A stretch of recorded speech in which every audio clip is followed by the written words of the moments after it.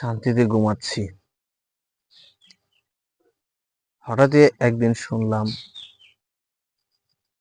যুদ্ধ।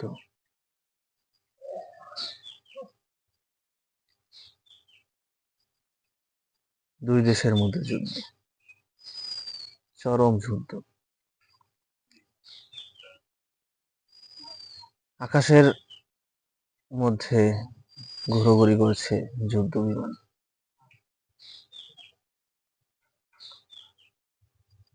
বিমানে বিমানে যুদ্ধ। বিমান থেকে গোলাগুলি হচ্ছে। সেই গোলাগুলো নিচে পড়ছে সাধারণ মানুষের উপর। মানুষ রক্তাক্ত হচ্ছে। আপনার আশেপাশে, আমার আশেপাশে গাছের মধ্যে, ঘরবাড়িতে পড়ছে। হঠাৎই আপনার নিকটাত্মীয় কারো শরীর ঝলসে গেল, কেমন লাগবে সেই মুহূর্তটা?